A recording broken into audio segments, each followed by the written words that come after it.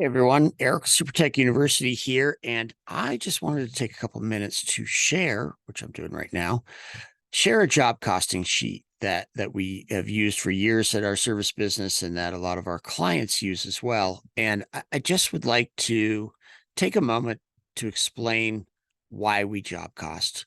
You know, can we get whether we're doing well by looking at our bottom line? Yes, we can.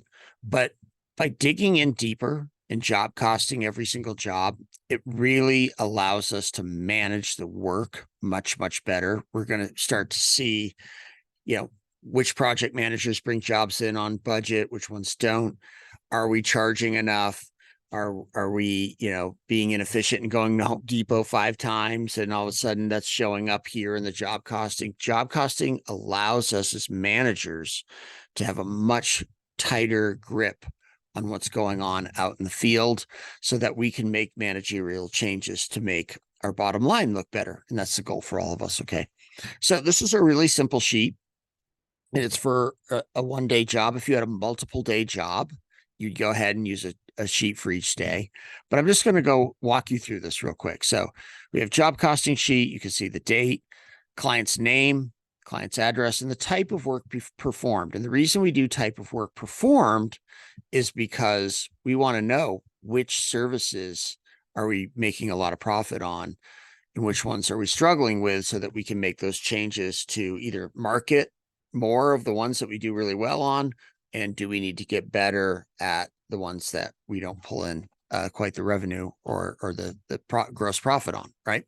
So we start with driving. Look, windshield time costs a lot of money, right? So we want to know how long did it take to drive there? How many miles do we go? And then figure out, with fuel, how much did that cost us?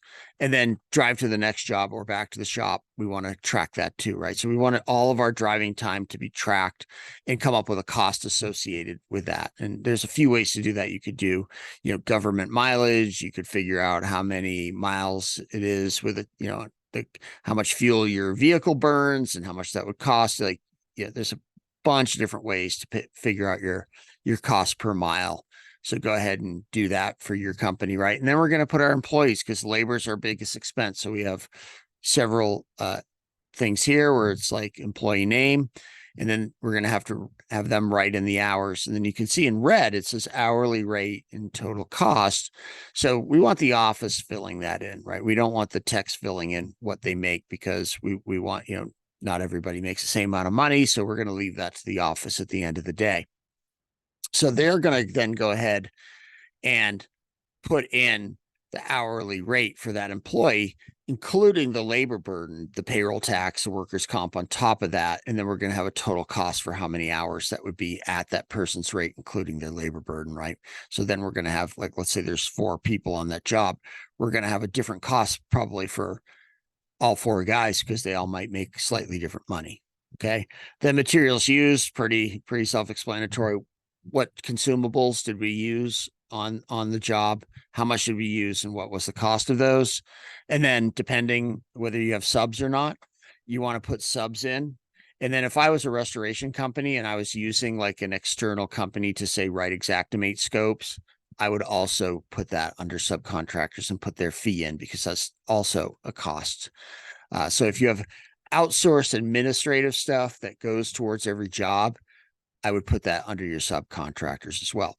And then at the bottom, what we're really doing is trying to figure out how much revenue do we take in for this job? How much expense? What was our profit percentage goal? And what was our actual profit?